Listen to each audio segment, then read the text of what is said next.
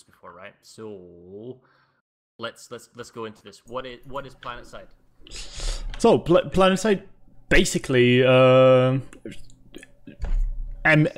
an MMO FPS. So we have the call of the referee. My second referee are Relton. That's The a streamer ref for cam. today are Farah and Atypick.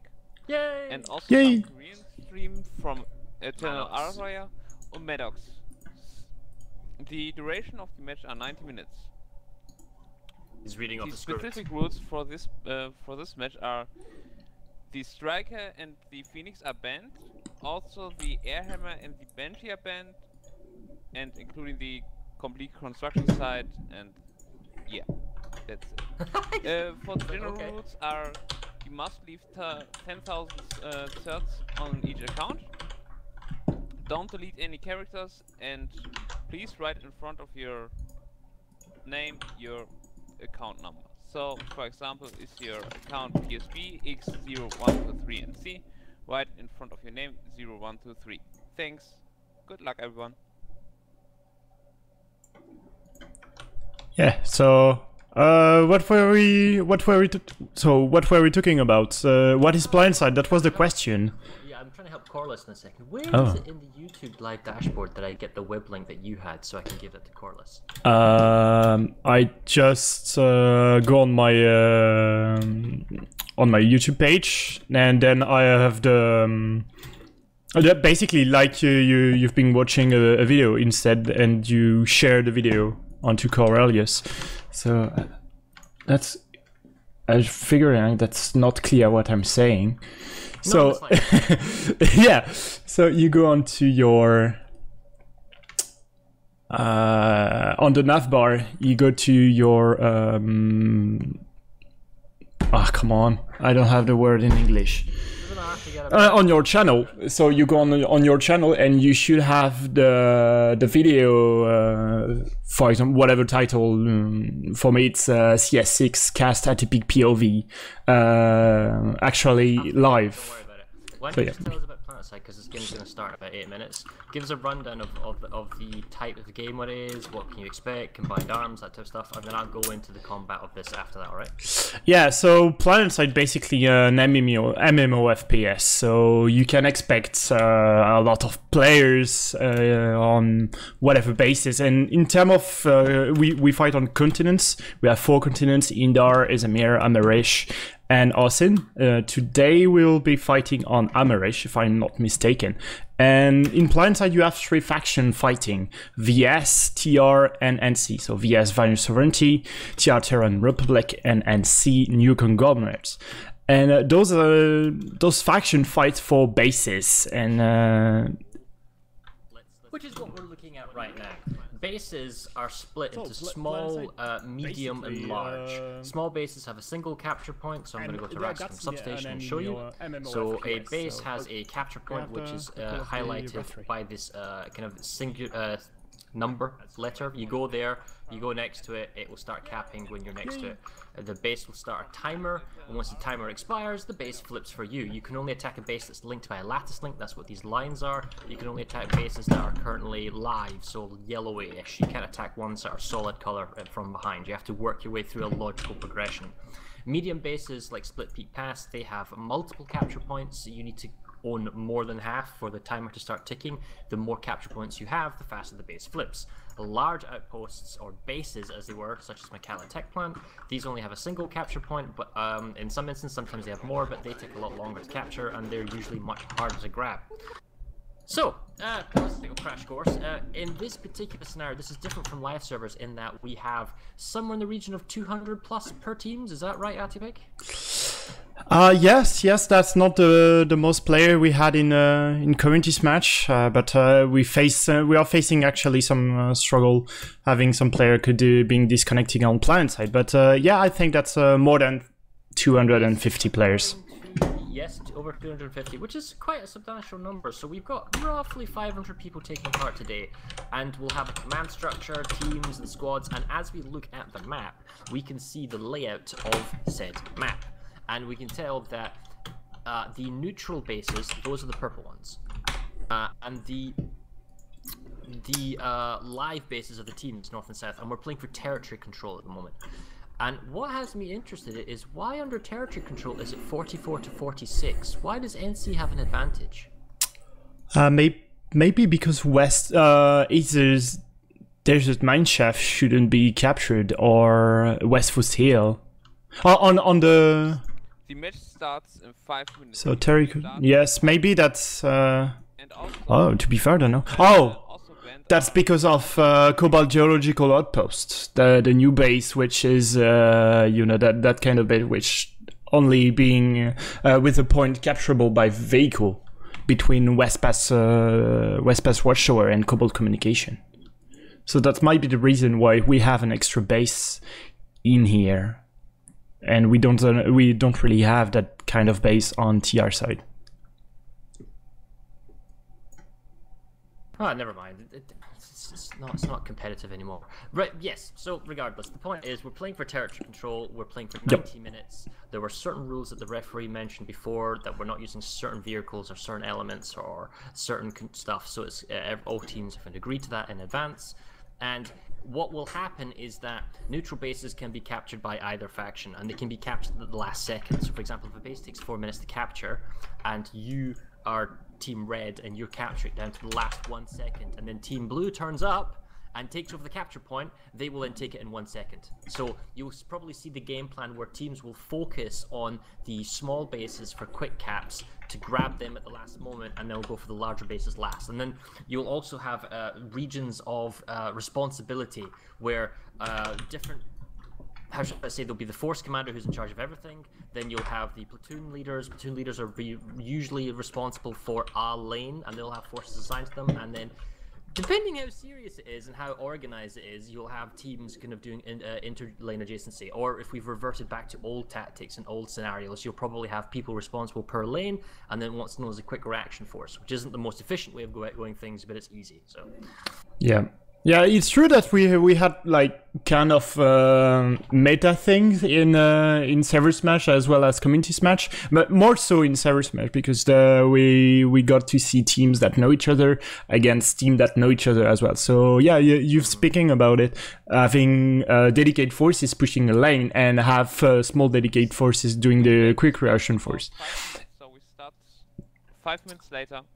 Okay. So we have more time to talk. Yeah. So yeah, I was talking, and now it seems that the meta during Community Smash, we don't really do Server Smash anymore. But for Community Smash, we tend to have a lot of quick reaction forces, being able to move all the way around the map and not dedicated forces to push a lane. Is that correct? Really?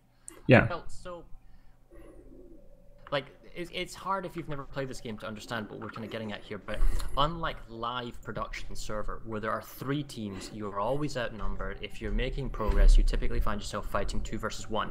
In this game mode, we are playing on what is known as Jaeger server. That is an isolated server from the main client. You need specialized accounts to get on them. Yeah. Currently it's 284 versus 307. Disconnects, it was supposed to be 350, 350. So anyway, but the point is, back on topic here, right? This is an isolated server, still using the main production client, and people can log in here as normal, but they need special accounts, and that's what are known as Planetside Battles accounts. They were the original Forerunners, and they distribute the accounts 1 per player. There's a system involved, and anyway, that means you can get on this, and there's no outside interference, and then there's no live interference, and this is how we play, right? Yeah. And because it's one team versus another team, and the numbers, at least in a fair fight, when it's organized, are even. That's the intention. It's 250 versus 250. It's 344 versus 344. At least it's kind of numbers.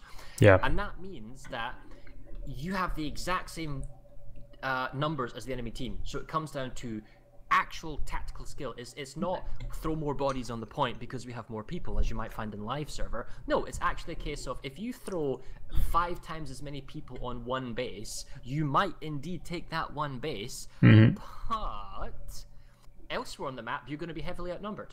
Yeah, that's you have the same resources, and in terms of nanites and population, and yes, if you create a gap of population somewhere in the map, that gap will be inverted somewhere in the map as well. Right. So it's very important when when you're fighting the match in your particular starts lane. in 5 minutes. The match starts in 5 minutes. So it's very important when you're fighting on your particular lane to maximize the efficiency of the numbers you have. So we're going to play a drinking game today, and that is known as force multipliers.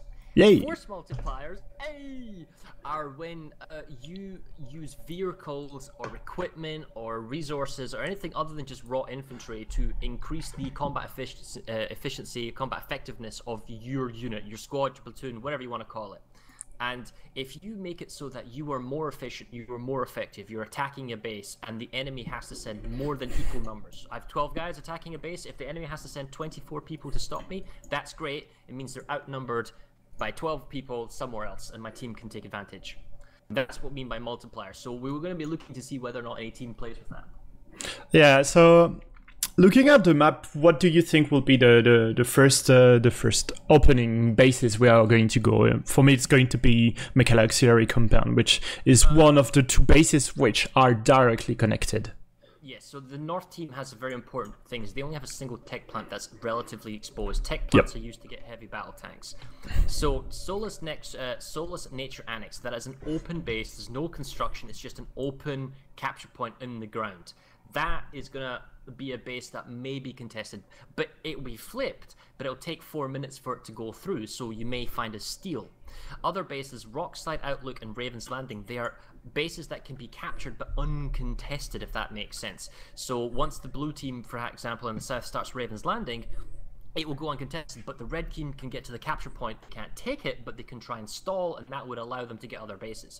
Bastion will be one of the last bases. Ascent will be one of the last bases. Split Peak Pass might get people immediately, but it'll be one of the last bases. There'll be heavy fighting immediately at Mechanical Auxiliary Compound and Araxicum Substation, because it's an immediate combat line. Soul Nexus Nature Annex will be a heavy fighting point, and then there will be this way off to the west fight that's going on at Soltech Charging Station from Deserted Mineshaft. That's also an active point, but that's really far away for teams and reinforcements to go, so that's usually a private fight between two groups. Yeah, the lane on the northern side is generally discarded at the beginning, because the first 7 minutes are really important to get into the fight. 7 minutes is like the minute mark where you can capture the base, a 3-point base. So I think that Bastion goes down, if you got the all 3 points, goes down under 7 minutes. So yeah, approximately 7 minutes is the time where things start to get settled. So I wouldn't maybe say more, maybe 15. The rules are, which I didn't notice earlier, no ESF. So we have no Empire-specific fighter planes today, which means everyone is going with Dropship Galaxies and Valkyries. There was a note. I think there was a note that maybe some ESF were allowed. So few numbers of the ESF were allowed because they have a smaller air force on each side, I think, but no air to ground noses gun. One thing I want to mention about resources in this game is that there is a thing known as nanites. That's this blue resource I'm showing on my map. And nanites are something that you use to purchase consumables such as grenades, stim packs, that type of stuff on your character. They're used to purchase vehicles, and different vehicles have different costs, ranging from the cheapest at 50 to 250, 200 I think on the Sunder, unless it's changed, and 450 on the Prowler, big heavy kind of vehicles. And then they're also used for maxes. They cost, what, how much are maxes these days? 450. Wow, okay, so there you go. So maxes are like big, heavy, nerf me please infantry.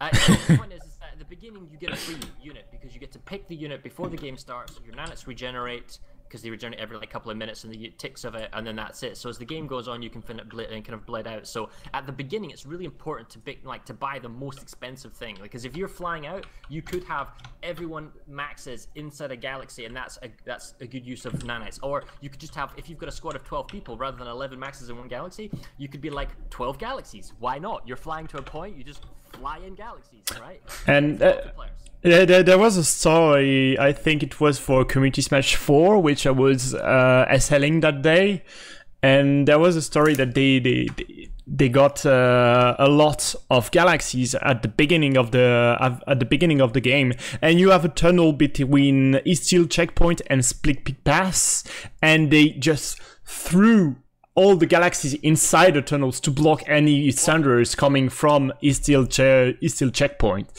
And if I was an admin right now, assuming we had time controls, I'd turn it back to daylight.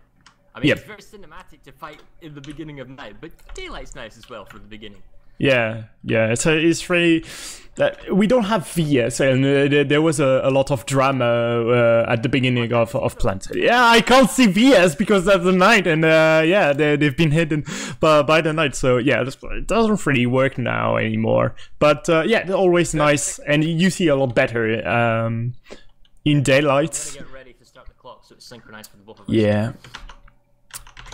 So this is what the most important thing is: when you leave the warp gate, when one of these things starts, don't ram into a friendly person. It's more likely with ESFs, Empire Specific Fighters, not in this case, but don't die at the beginning. Get to your target, and then you're fine. All right, here we go. 7, 6, 5, 4, 3, 2, 1. Match start. Match start. All right, we're good. And we're live. The clock is running.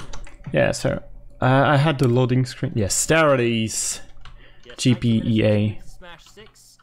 So we have some rivers on the side of NC, and I think that's just the ESFs as well. Yeah, we do.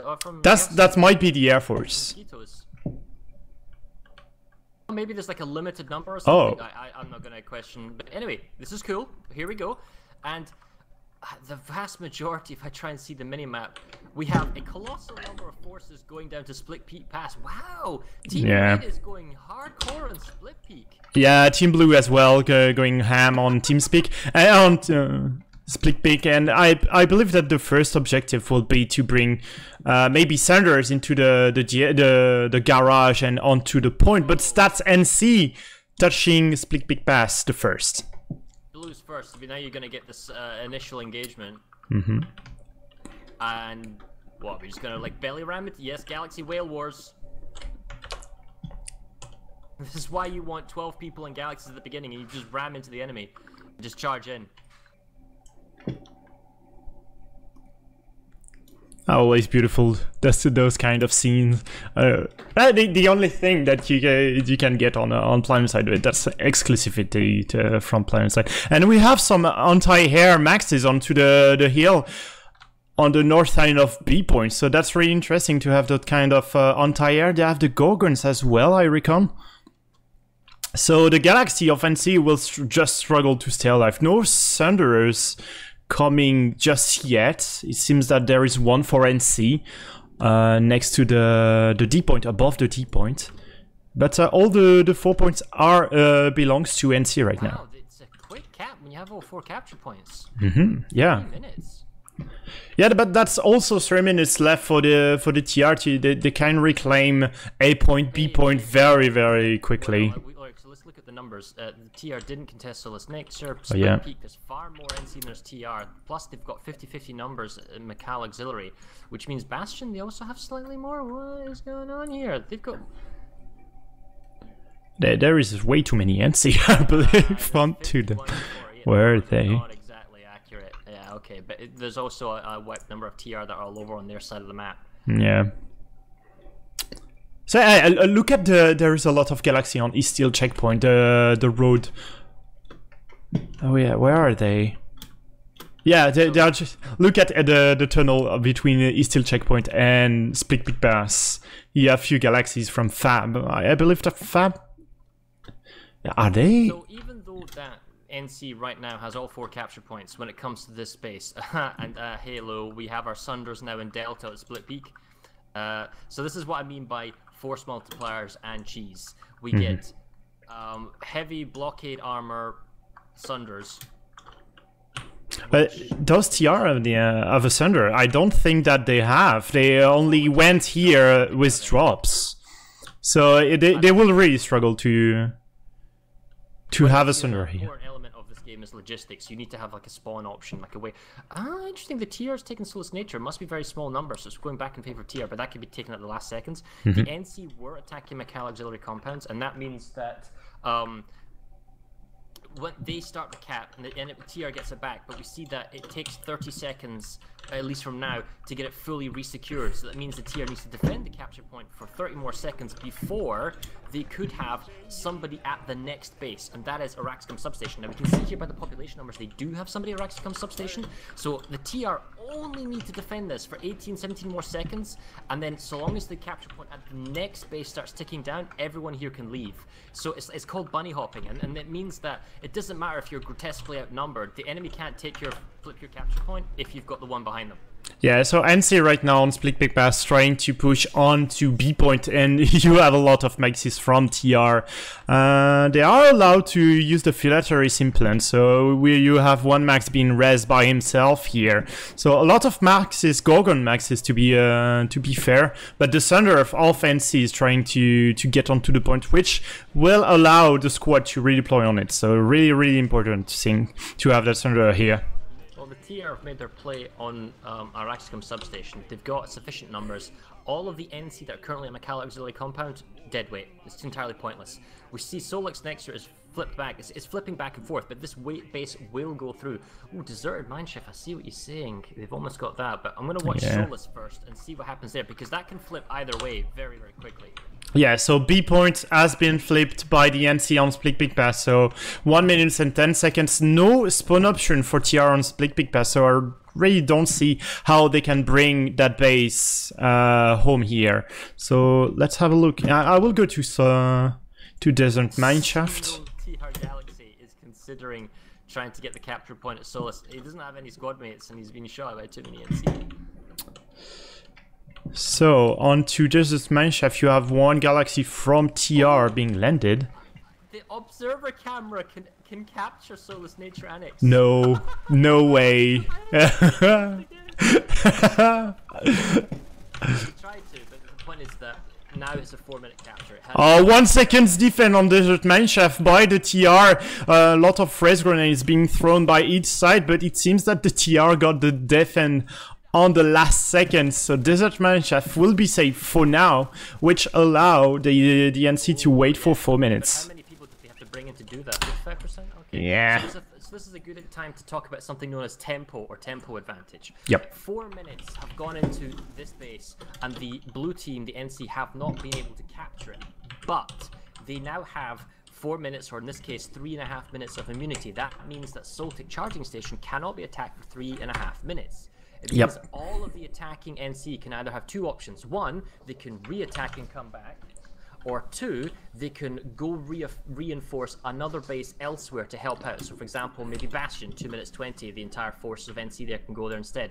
Because the Soltic Charging Station wouldn't be capturable for a whole 7 minutes. 3 for saving Diverted Mineshaft, and then 4 for Soltic. So that's kind of known as tempo, being able to move your population around while your lanes are safe. Yeah, and earlier you were speaking about interdiction, and you have an example of interdiction onto Rockside Outlook, with the NC being present onto the point, just denying the TR to advance, because Rockslide Outlook is a base directly connected to Croc's headquarters, which is a TR base, so they will normally...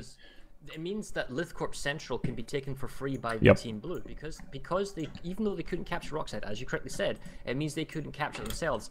And the thing is, they won't capture Rockslide Outlook once they start it. It can't be interfered with, right? And once that Rockslide goes through and starts, it's 4 minutes to capture. Lithcorp's going to go in 2 minutes, and the TR can't do anything about it. And then it gets even more interesting, because Lithcorp will capture first, so when the TR try and flip Rockslide, the NC can actually come in and steal it, because it's a neutral base at the last moment. Yes. Exactly. So, say big interdiction by the NC onto Rockslide Outlook. Looking at the population of Araxicum Substation, that's a 50-50 fight here, but a lot of maxes force multiplier around the points by the TR. So I really don't see how the NC can just defend the base. Oh, but it seems that some maxes are trying to push onto the point, but they are all alone, and maxes cannot capture points.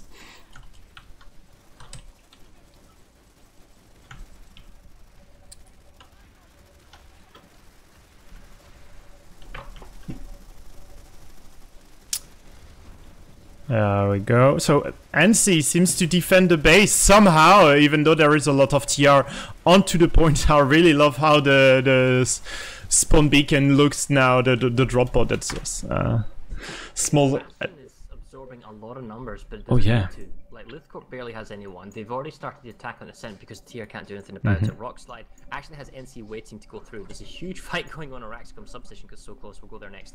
From Split Peak Pass taken by NC, they've already gone to East Hills, and East Hills is a terrible base to try and defend. And then the TR have somehow managed to dredge up between 12 and 24 people for soulless nature. But I mean, it really could have been helpful when it was a neutral base. Yeah. So Solus, you have a few armor tanks, one Gal and a Valkyrie to contest the point, but few RSs just tearing the tanks apart. One is down, one RS is still alive. So yeah, Solus will be defended by the NC in the end. Is still checkpoint a lot of NC onto the point, so let's have a look at that. And it's the same, unfortunately, with Araxicum Substation. The last spawn sunder for the TRs arrived. That's the logistics, that's their spawn options. And there's just even numbers of NC, but they're just overwhelming the TR and pushing them out. Yeah, so it's still, you have one sunder from TR trying to deploy around, nearly close to the, really close to the points. But the point is flipping for TR, so might be a small contention here available. Beacon are getting shut down, but so is the TR soldier here. NC is still taking on 2, is still checkpoint. The attack might go through. And as we said, Rockslide Outlook being the capture being started by NC, but a lot of TR population onto that base. The Ascent will go for free. And that's really a bummer here for the TR. It's a Galaxy drop on East Hills. It's desperate because the reason why East Hills is such a difficult base to defend as the defenders, the owners, is that the spawn room is miles away across an open road for the capture building, which is surrounded on all sides by hillsides which are being used by Maxes.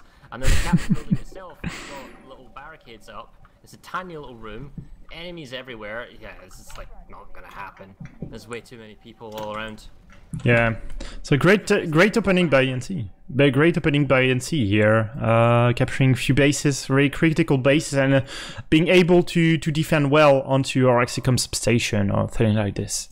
So the TR saves Deserted Mineshaft and they start attacking Soltic Charging Station. Those are roughly even numbers. In fact, NC got slightly more.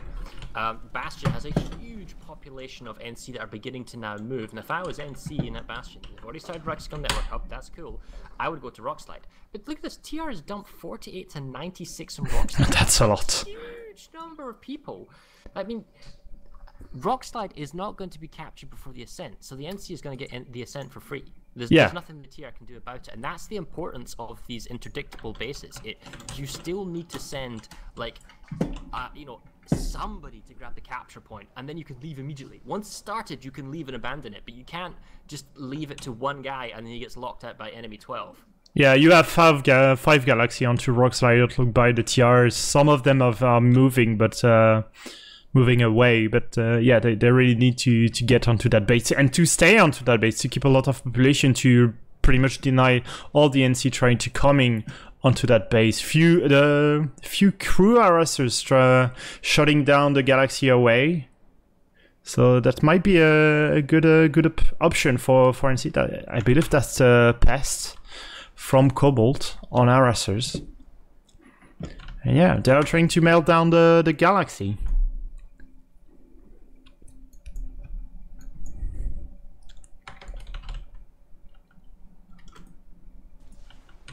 And the NC have already pushed on to Natha. So the thing about East Hills checkpoint is that it's actually really easy for you to take it back. So the best defense is a good offense and just push on to the next base. But yeah.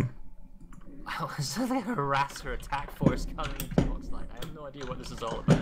Yeah, you have 4 harassers, so just clearing all vehicle. You have, like, I believe, yeah, 1 Prowler, 1 Lightning, but this shouldn't be enough to deny those 4 harassers coming with the smoke, so... Yeah, clearing all the vehicle here, only the Galaxy remains. 40 seconds before Rockslide go through, to 20 before the Ascent. The NC tries something. Yeah, the Ascent's going to go through. There's nothing in Yeah. that, which is Yeah. The Ascent's a fantastic base. I'll go to Anatha next because there's huge numbers building up there. Yeah, I would stay to Rockslide because in 40 seconds we might have a move from NC from the Ascent to Rockslide, maybe to steal the base at the last second. So yeah. I don't think they'll steal it, but they may try and pressure it. We have one Galaxy heading to Rockslide by the NC. That might be suicidal move. It will be Ram. It will be Ram. Yes, there is. Big Ram by the TR. Another Galaxy coming in. 8 seconds onto Rockslide. There is no one onto the point. NC will come just for free. 3 seconds. No way. Oh, no way. When it gets this close, you need to collapse on the point and take it. They're going to steal it on 3 seconds. Yeah, on 3 seconds. You had 2 people. Oh my god. 96 plus people to this base. So population and 3-4 minutes, and when it actually gets to the most crucial point of the base cap, which is the last 20 freaking They seconds, choked. you collapse on the point. Oh my goodness. I wonder if this is going to be a stomp. I'm going to go to Yeah, it's been a while since we didn't have a stomp here.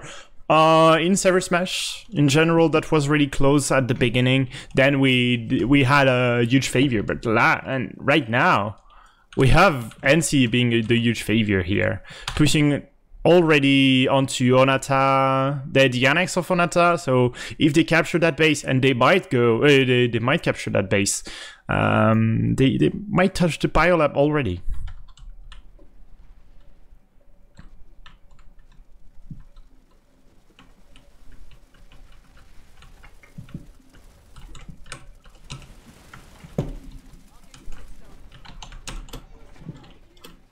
Yeah.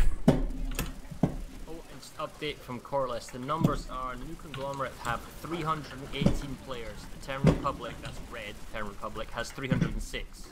Yeah. So it's close enough. Yeah, it's pretty close. Pretty close. close. Numbers don't really make a difference because it comes into game plan tactics, but the other important thing is structure. If the Force Commander tells you, the platoon leader, hey, I need you to attack this base, or hey, I need you to go help out here, how quickly can you make it happen? And if I was to say, go attack Anatha Southwest Gate, how well can you attack that base? Yeah, that it's really in terms of Server Smash in general. The more number you have, the less the individual skill matters. It's more like into the strategy, the way SL handles. But so does Force Multiplier. It doesn't matter if you're a bad aim, if you have a giant tank with a gun on the capture point that can just shoot people. Yeah, exactly. So it's very different from the screams, even the lane smash or thing like this. Server Smash and Community Smash are really different. So there goes Anatha Southwest Gate. Now the next real thing is the Biolab. Biolabs are notoriously difficult to capture. That is the linchpin of the defense for the Terran Republic on this flank right now. We see Makala Auxiliary Compound. The fight has gone back to Makala, so that's the next base that's going to happen. The NC taking Bastion, Tier trying to re-harass that. The NC, having taken Rockside, are now pressuring Crux. Crux is actually the most important base of this whole fight for the red team, because if they lose Crux, that's their last large outpost. They will be pushed by single bases back to the warp gate, and then they can cut off, and that just basically ends the Smash dead. So NC already pushing into the Biolab with Maxes, and yeah, TR tried to set up a small defense here above the big stairs, but he can't really do anything against 2 Maxes with NG behind. So yeah, I really see the defense falling here. B point already captured, A point is being pressured. The thing about Biolabs is it takes a little bit. It's harder to get in, and then to take it all because of the nature of the 3 capture points. It's quite tricky because the defending team just kind of goes in a round robin smashing machine. What you want to do is, and we're showing you here on screen, this is known as the spawn generator shields. So you see how it's triggered. It takes 2 minutes to go through. When that blows up, then these shields will go down. Only the red team can currently pass through here. Then you can trigger the spawn generator, and then once you start that will prevent the defending team from spawning in the spawn room. That lets you then take the base. So that's the kind of the game plan right now of the NC. Yeah, but the thing is that the NC are already have the 3 point, and they are moving on to the spawn room. So it's really quicker to have all 3 points and get the spawn lock onto a biolab compared to the strategy get the generator then get the SEU. In terms of minutes, you are around 3 minutes and 30 seconds to down the SEU and the generator. Then there is no option for the TR to left, so you can do all as well at the same time, but having all 3 points will be optimum. The way you take a biolab is you contain the spawn room, and that's what NC is doing right now. They are basically containing the spawn room in a kind of wide C arc. Makes it very, very, very difficult for the defenders to get out and push a capture point. Oh, look at the jungle, the swamp next to the big tree. That's just a butchery. Explosives and everything. I don't know how the TR can get out of here. Plus, there may be a latency thing element as well. When you've got so many people in one little area, it gets pretty laggy. And what do you do? How do you push? What? Because the problem is just the base will actually go through before the SU can go down. They need to get out, and this is the issue here. Pushing from the spawn room is usually the worst thing you can do. Usually, what you want to do is push from a flank or get rid of spawn logistics or something like that. And there's so many vehicles outside belong to the TR, but they're not actually that helpful. Yeah, vehicle in Biolab doesn't really play a big role. Or what you can have is one vehicle sitting around a landing pad or thing like this. But the way you want to push is either by doing a big max crash, which is a solution chosen by the TR, or you can push by yes, that's really expensive, or you can push by the other annex, by the jump pad or by the teleporter. And right now the big push by the TR is currently being annihilated by the NC, so that's a lot of nanites invested. They need to not only stall the cap by getting a capture point, the spawn generator itself has been charged, and that's only on a 1 minute timer, so in 40 seconds they will have be unable to spawn in the spawn room. And then the shields in the spawn room go down as well. Now what they need is a fallback sunder in the vehicle bay underneath the base that lets them teleport back up, but that doesn't solve the problem, because then all you do is shoot the teleporter pad. So I mean, this base is going to go down and very quickly. Yeah, that's a problem. So we don't have a Sundra here. Even numbers. The numbers are actually somewhat even. It's 50-50, but there's just a few TR outside in vehicles, maybe not on the inside. Maybe the efficiency of the teams aren't super balanced. So like, and the TR is like taking pop away from the Cal Auxiliary compound to help defend Crux headquarters, which is the correct call to make. It's just they're hurting elsewhere. All their bases are on fire across their whole front. Yes, the NC discarding Soltec charging or pretty much the northern lake because they are pushing on West Foothill, as you said, and they're basically NC Biola. And the other problem area is that this darker red is cut off lanes. Your bases count as territory when they progress back to the eastern warp gate, and when you're cut off, it means they don't count. So don't look at the top left up here where we have the name, the scores. The map API is not working, so it's not reporting the scores. If we look over here, we see the territory control is actually 58% to NC and 37% to TR, and that's because they've lost territory and they've lost a bunch of bases. Yeah, Nota Northgate has been captured early by one heavy assault, but he has met the one squad of angry TR. Here, so Onata Northgate has been secured, so maybe that's the chance for the TR to just settle the defense a little bit, just organize or thing like this, contest a point onto the biolab. Airwise, it looks like the NC has got complete control. Like the reason why, for example, Crux headquarters is a very difficult base to take is that it has 3 capture points. They're well spread out, A, B, and C, around the base from the spawn area. The defenders have the natural advantage of having the spawn room and the air spawn, and a ground spawn for vehicles. But still, we see the NC flying with almost impunity, the attackers over the base, controlling the air, controlling the spawn, killing off vehicles that come out of the V-pad, and then locking down, well, at least half of the base. Yeah, Crux headquarters, all NC here on the sky. The NC doesn't have the B point yet, so but that's just a matter of seconds when you have so many spawn option into the sky here. So yeah, going up to 96 plus for both teams. I mean, the NC can smell blood in the water, because if Crux headquarters is taken, it opens up the lane to Tungsten Mine Amrish ARX reserve, and then you flank out to the side, and then you cut off the warp gate, and that's a straight up victory because you cut off all the territory. And it's over. Yes. And all the other bases are much easier to take. The hardest base to take and the easiest to defend is the one we're looking at right now, which is Crux headquarters, which is why it's so important to defend. But there's another thing to it. By making this a population soak, forcing the enemy to commit so many resources and commitments to defend this base, they are leaving themselves exposed elsewhere in the map as well. Yeah, so that's the double-edged sword of putting a lot of resources on defending Crux headquarters, because you either defend, but you are vulnerable on the rest of the map, or you don't defend, and after the capture you are vulnerable at the warp gate. So yes, that's a tricky choice to make. I don't want to be in the shoes of the FC. Right, I mean, but if we're looking at multipliers, look, the NC has a Lightning, which is a smaller tank. They have a Vanguard, which is the larger tank. Watching the vehicle pads, which is almost a death trap. We've got aircraft in the air, basically ground pounding anything that moves, and they've got an elevated high position. And what do the defenders have? Well, they have nothing. Infantry. That's never going to work in even numbers. Nope. No, even at disadvantage, it's not going to work, because you said it. The force multiplier of having cast Valkyrie just above just count as 12 man, because one Valkyrie can basically kill 12 man on the field. So in terms of units, you have the same numbers on the base, but not in terms of power. Yeah. This is a I'm better rank 19.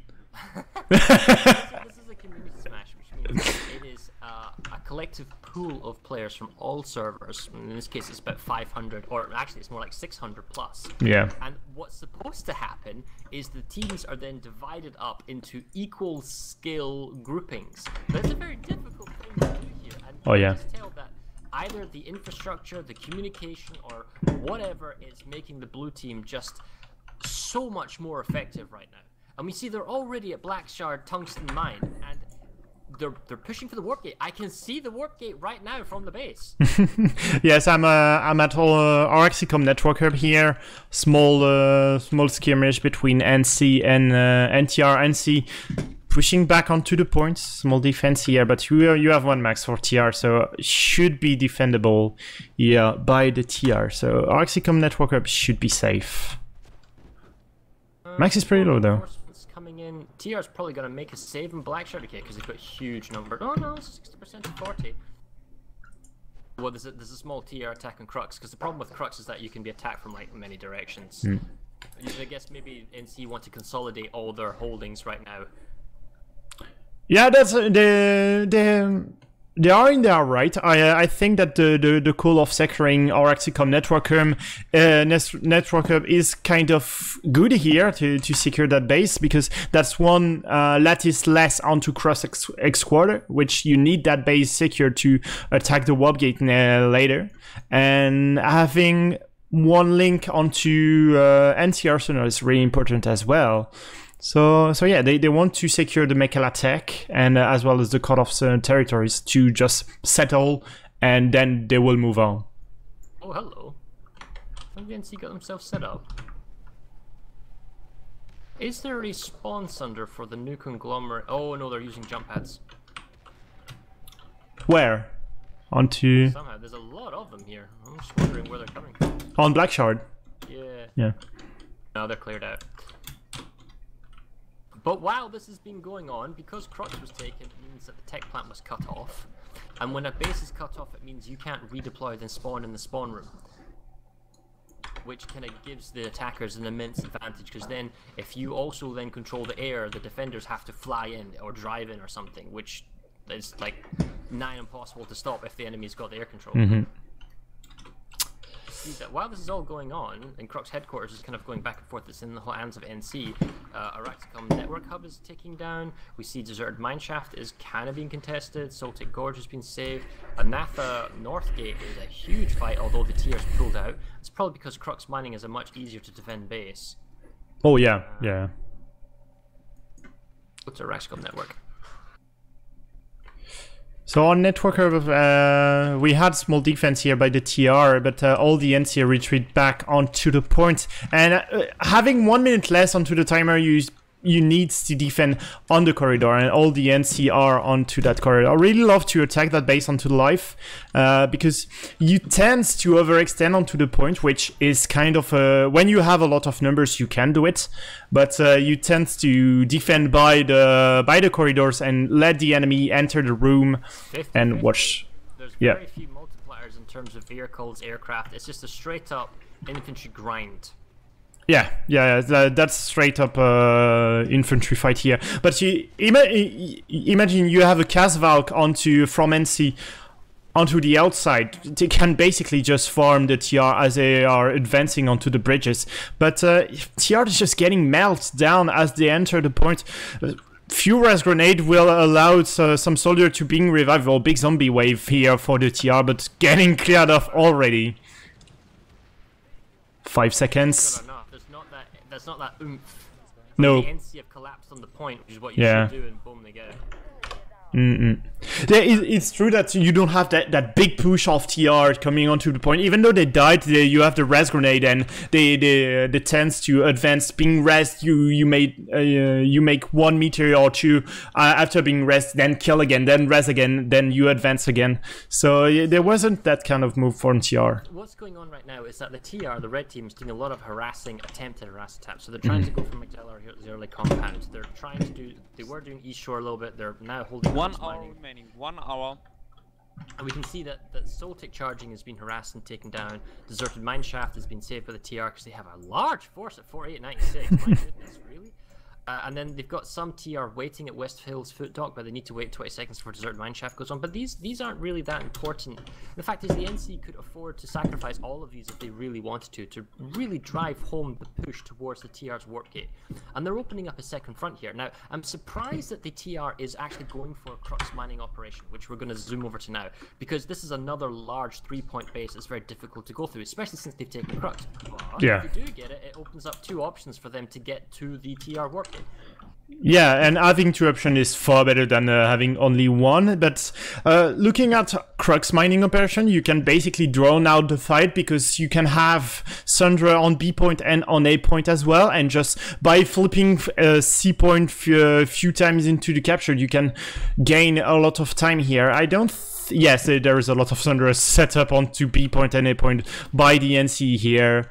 So what we mean by cheese or force multipliers. We have let's have a look at the garage. Vehicles inside, so one person can be inside a vehicle, have 2 different guns for different scenarios, and then the vehicle itself, which is cheap, there's only 200 nanites, can perform multiple roles: proxy repair, ammunition, resupply, squad spawning. All of that can happen for a small amount of nanites. Plus, it's got a huge health pool, so you can block a doorway, you can run people over. It's just so powerful. Yeah, How go. can you stop this if you're Team Red? Well, you need to bring your own vehicles and you need to burst your way in. That takes time. Yeah, it's really strange. For example, if you have one Sundra being deployed onto A point, that's a blockade Sundra, so not the optimum choice in terms of deployed Sundra. But you need to keep that Sundra alive until it's deployed. TR are moving their way onto B point, at least the roof of B point. They will go down, then try to push directly onto the point, take down some Sundras. That's the thing. Air control doesn't matter on the B and A points for the attacking team, provided they have enough Sunders that gives them spawn options, because they don't need Sunders on the outside, because you can squad spawn, you can also deploy Sunders, and then the seek point is what delays this base out, that makes it like a +9 minute capture, because the spawn room is so close that you can hop up on the rocks and you've got the high ground advantage, so the defenders hold C, and that's why, especially with air control, the attackers won't get it. Yeah, but it will be really difficult for NC to touch the C point. There is a mediball here healing everyone, so yeah, they will have to capture that base by having at least maybe a big drop on C points, but having those 2 points A and B, it will last for a very long time. 8 minutes is very, very long in Palencia to happen. It can happen a lot. They finally locked out Crux headquarters. They don't have to have any population there and play whack-a-mole in the cap points. They've got cart mining ticking. They've got Black Shard, tungsten mine ticking. I honestly would send all my NC forces there just to make sure that goes through. It's a huge 96 plus in Crux mining, and to be honest, maybe that's a good thing. If you make Crux mining the population sink, which will suffer the greatest frame rate drops, the greatest latency, of just bad computer computer performance, it means that a highly cracked squad of players, or just anyone really, can go to Tungsten Mine. And if you only have to fight 48 versus 48, it makes it where player skill becomes more of an element rather than just massive amounts of data in a window. Yes, that's true, and having that huge pop dump thing here onto Crux Mining allowed the NC to push onto NC Arsenal, to push onto Blackshard Mining. You said earlier TR had a huge population here to defend Blackshard, but now all the population of TR is onto Crux Mining operation, so that capturing 2 minutes timer will be far easier for the NC onto Blackshard Tungsten Mine compared to the 8 minutes of Crux Mining. But speaking of 2 minutes, NC made their move on to C point. C point has been captured by the NC, so 2 minutes until Crux Mining operation is being falling down. The population isn't changing, so they're fighting it out. But the air control is now in favor of no one. NC has air control of Blackshard. Oh yeah. Yeah, so I'm still at Crux Mining, one valve being dropped, so... But you don't have a lot of things to do as TR. You've been TP locked and not really spawn locked, but you don't have a lot of option. And some max pulling being pulled onto by the spawn room, trying to push onto C point. But yes, they are spawn locked here onto Crux Mining operation, so that's really bad news for TR at 1 minute and 20 seconds. And there is the national anthem of France in proxy chat by the NC. It's worse than you think, because NC just pull all your forces from the whole map. Just pull all your forces and dump it only in Blackshard Tungsten Mine and only in Crux Mining. As soon as Crux Mining and Blackshard Tungsten Mine go through, you send everything on Shadespire and Amrish ARX. Yeah. That's two huge forces just outside the warp gate. Now, in theory, the defenders have a huge advantage. They can work from the spawn rooms, or they can work from the warp gate that has the protective bubble, so they can choose the moment to strike out. It's definitely the hardest bases to take, but if you've made it this far, you're probably doing something well. Yeah, in terms of so if you're looking out, maybe let's jump the horse and have a look at how we can attack American Sharks. The cheese of NC are really top notch here, so they can bring Thunderers around the triple stack building, and I think you can drive Thunder all the way through the air point. Not being they can't be deployed, but you can have some Thunderers. NC on the Charlie point at Crux Mining. It's like 2 platoons or something on the C point. Yeah, at least, and they are spawn locking as well, or at least they were. Map is loading. The tier gets B, they stall it a little bit. Yeah, by a few seconds.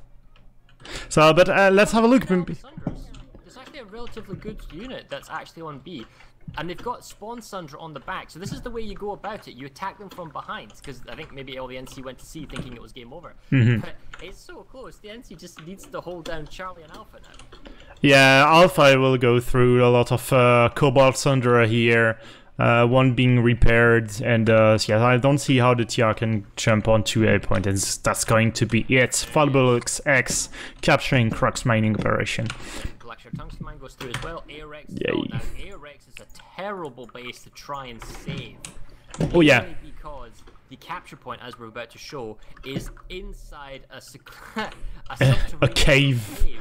Yeah. Which means there is a nasty choke point of a tunnel and a staircase. So you can bottleneck this horrifically, and you can also get harassers up here. I think you can see a Sundra up here once? Yeah, I think you can bring Sundra here, and definitely the NC will try to have the hour advantage. It will be very difficult because the warp gate is kind of close to this base. But oh, they have a Sundra onto the warehouse. The Cobalt Sundra onto warehouse. Oh my god. Yes. So cheese from the NC are really top notch. Look at that. That's multipliers. Putting things where they shouldn't necessarily, or were never intended to be, to give you some advantage, and they're using the Cobalt anti-infantry. Oh, it has a little engineer drop. Did they get it? No, it's still alive. It's still alive. It will go through, yes, bracket pod. That's just distracting from the capture point. Now, what is the population numbers? TR have huge advantage. Yeah, 66. NC's 50-50 though at Shadespire, so moving Crux, and they still have a lot of forces left over at Crux waiting to go to. Nice alpha turret, brother.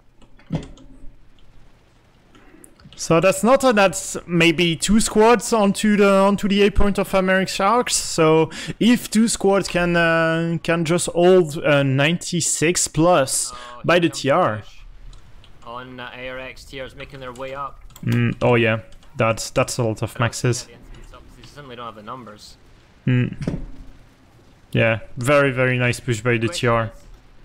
Is it nice, or is it just I have more than you? It's two. They have more. They have clearly more, but they have to make that move.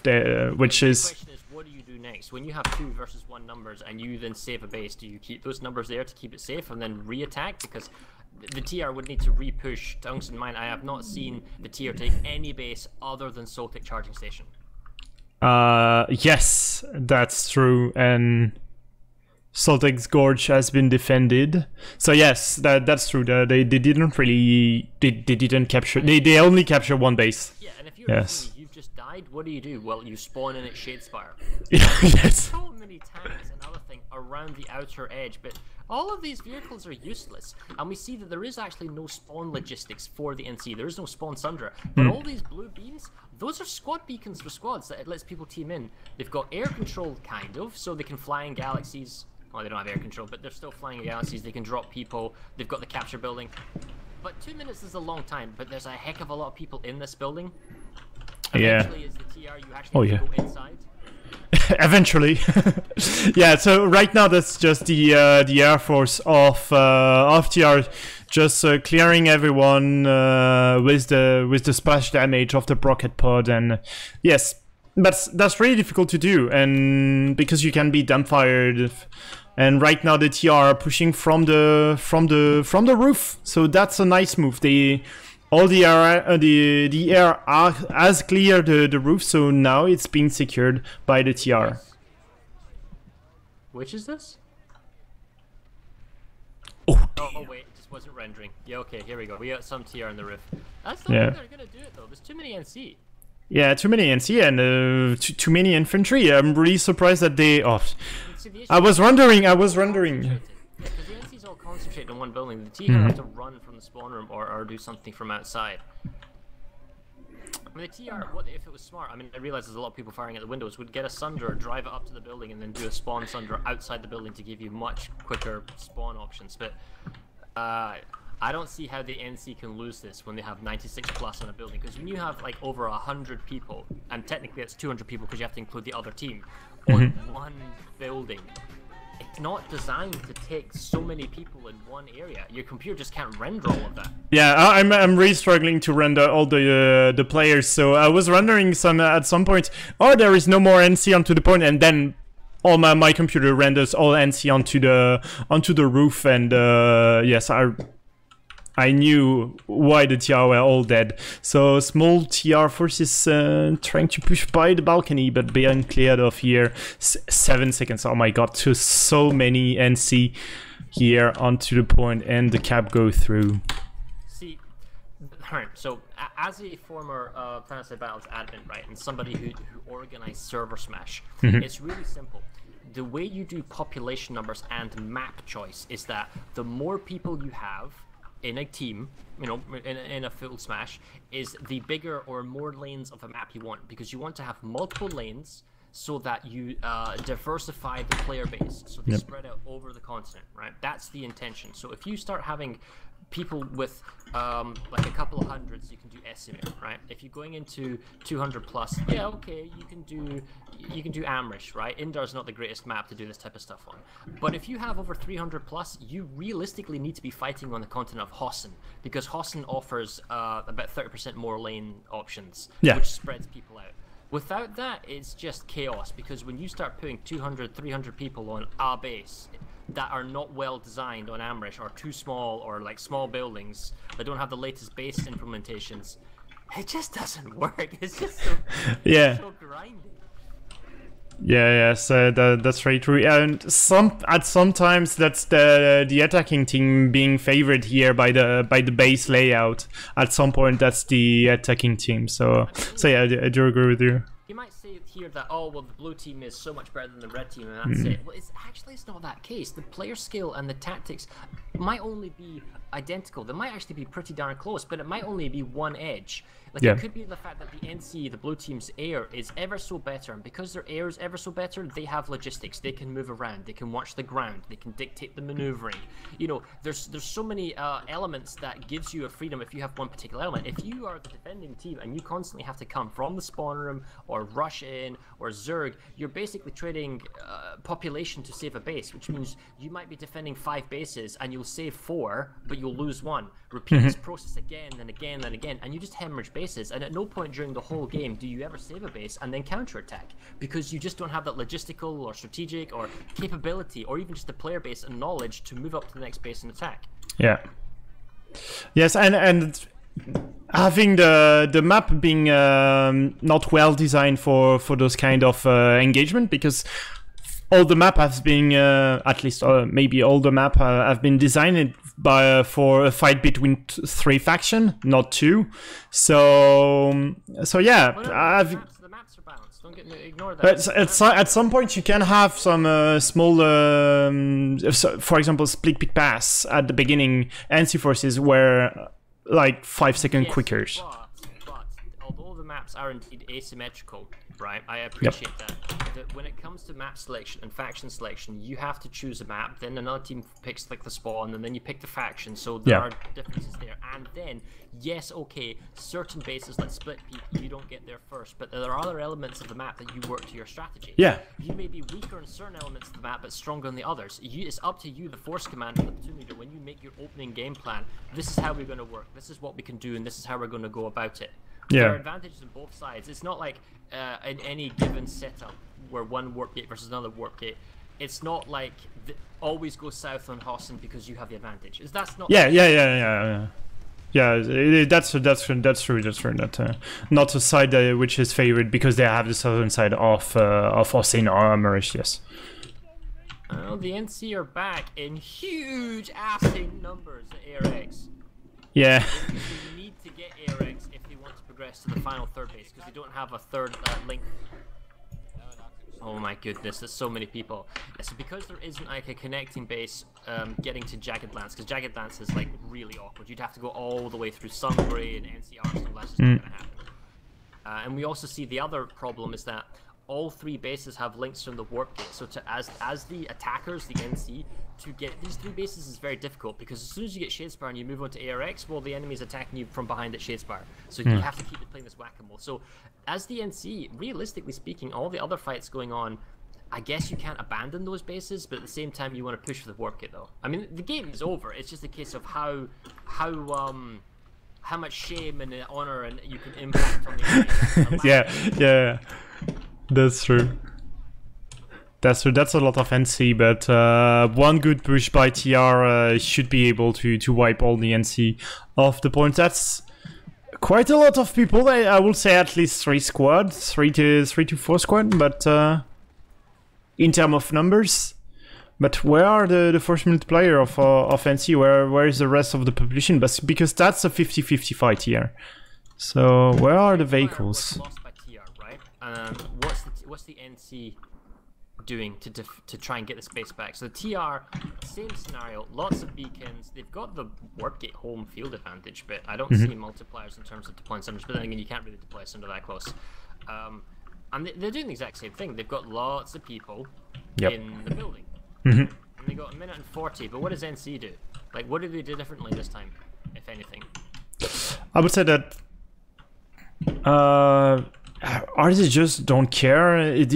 They don't really care about the base. I would say they're just going ham onto the other base of the warp gate.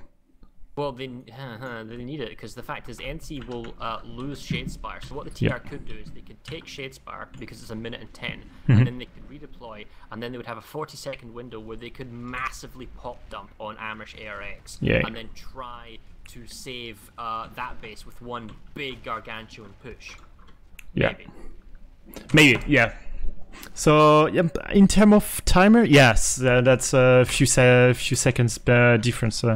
40 seconds difference, I believe, between the 2 teams. So yeah, it It will be captured by the TR. Yeah, I don't see any point where the NC recaptured that base back. No, too many of their forces are trying to make sure that the ARX goes through them. But if we look at population control, NC has a tiny lead by like a few people. So where are the numbers? We see the NC actually has more pop now. Look at the population at Stonebridge Reserve. Oh my god, are they really doing it? Yeah. So right now that's going to be really interesting because that's a huge population dump, but that's also mean that if they get to defend Shadespire and capture Amerish Ark's Reserve, that's going to be insane by the NC. Well, the thing is, right, once you're wiped once, that is the TR. Once the TR is wiped just once, yeah. They had beacons, but no, yeah. Yeah. They still need to defend it for a while, but okay, now here comes the TR dump. There's a huge population imbalance, but it's a cave. It's a cave with narrow entrances. Yeah, but TR pushing in points being flipped here. Okay, yeah, alright. So do you think that that the TR decided to, alright, we don't get Shadespire, but we defend Amerik's Arch Reserve? No, I think the NC made the call to save what they had rather than take what they didn't have, which is technically the correct. Yeah. You always defend what you have before you go for the next thing. But I mean, the NC are pushing bases elsewhere. They're getting Stone Ridge Reserve. They've got all the central bases. They've got everything cut off. They're trying to save their XCOM network up. They're doing this the long way. They're not going for the knife to the heart through you know, the crux of the warp gate. They're just doing it systematic. They've got some forces or most of their forces on the warp gate double fights, and then the key is, you know, once you get ARX, you need to actually properly defend ARX more than you would Shadespire because you need to get towards Jagged Lance Mine. And then the real issue about Jagged Lance Mine is you can't actually get there. You can't actually follow the road and drive to Jagged Lance Mine because you're too close to the warp gate and you die. You need to fly in, and then you need logistics, and then you can spawn, but you can't spawn heavy tanks because it's not a base that lets you spawn heavy tanks. But the warp gate for the defenders, oh, they can spawn heavy tanks, and I'll show you right now. Yeah. This is what it looks like when you're at the space. The enemy is right there, so it's extremely. But this is where you dump everyone. You basically dump your entire population on Jagged Lance as one giant air bob, and then you usually take it. Yeah, so the match already played. 78% of territory controlled by the NC, the 21 by the TR. So no point. There is no coming back for the TR with 40 minutes left into the match. But yeah, I'm really interested by the move of NC pushing onto Stone Ridge Reserve and right now Leeds Corp Secure Mine, because Leeds Corp Secure Mine is very, very long base to capture. That's a 4 base capture points. And yeah, I think for 5 minutes time to capture when you have all the 4 points, so really, really long base, and that's the long route to attack the Jagged Lance Mine. I am still quite surprised that there are fights going on by, it must be like 1 or 2 platoons of like, of when you've got 300 plus people, you have probably 6 or 7 platoons, and so there must be some forces that are off to the flank. We see the NCs trying to make a push on NC Arsenal. NC Arsenal is another one of those very difficult bases to take because they're multi-capture points. So I'll show you here. You've got A, B, and C in separate buildings, and what the defenders can do from the spawn room is they can play whack-a-mole. They can do one giant blob push, and they just kind of go around. Whereas the defenders need to split their forces into different areas to defend, or try and punch the spawn room, which is very difficult. That's why large bases are easier for the defenders to attack, or sorry, defend, because they have the vehicle spawns. The attackers need to bring logistics and give them own spawn options. But we see the NC has the population advantage here, and they're going for it. Dude, wow, Shadespire, TR's gone back, 96 plus mega fights, and here we just have an example of working an advantage. It's very difficult for the NC to grab these bases and hold on to them. Yeah. Oh, but the NC has the roof. Alright, the NC has the... I think. Yes, they have the roof. No, not anymore. Push down. Maybe. It's a lot of people here. Yeah, a lot of people and the red grenade coming out for the TR from the low ground to the roof, which is, I think it's working. And now you have galaxies. Yeah, so you said having the warp gate so close to that base allow you to pulse galaxies a lot more quicker. Oh my god, they are doing it. It's huge numbers. Now, so here's the trick when it comes to fights like this, right? If you're playing on the live production server, while this giant meat grinders going on. You might play a tactical weapon like an anchor or something that's got a clip size of around 50 to 60, something along those lines, you know. And the idea that you're thinking is, I'm good, I go for headshots, I'm pretty skilled, this is the best weapon, you know, skilled, that's fine. But see, when you enter something like the server smash or the community smash, or where it's big numbers like this, you get yourself an EM6. Or you get yourself something, a 167 damage bullet and with a 100 or 200 bullet clip, because you never want to reload. You just basically hold the fire button down the whole freaking time. Yeah. And that's how it works. Yeah. When you're fighting 30 people entering that door, you don't want to reload after 30 bullets on or 40 bullets. So yes, you want to hold down that bullet, that fire button for 100 and 150 bullets. Yeah. It's just that you see a hallway. There's no way of you aiming. You just fire. Oh yeah, I know. Yeah, you don't really care. There, you have so many allies to fire at, to fire with you. So it's, don't really care about headshots or anything like this. Just go body shot. For mass stack-up. Yeah. So. TR has gone for an air push. They don't have air control. They don't have logistics. They don't have multipliers at the cap point. They're just going purely spawn beacons and infantry. Now the problem with that on Blackshire Tungsten Mine, it's a significantly smaller building that is extremely exposed to air. The defender advantage here has to be on the NC, because they have Crux headquarters, they have the air pad spawn, so they can go back to the previous base, grab air vehicles, fly over, and then just ground pound the defenders around the building, meaning that fewer infantry can come up and grab the capture point. Yeah, and the air is already here for the NC, so the squad beacon will not last that long, and once you get the timer, that's at minimum that's 1 minute or 30 seconds timer for the beacon, so you don't really you can't really drop and drop and drop at for infinite amounts of time. So yes, there it is.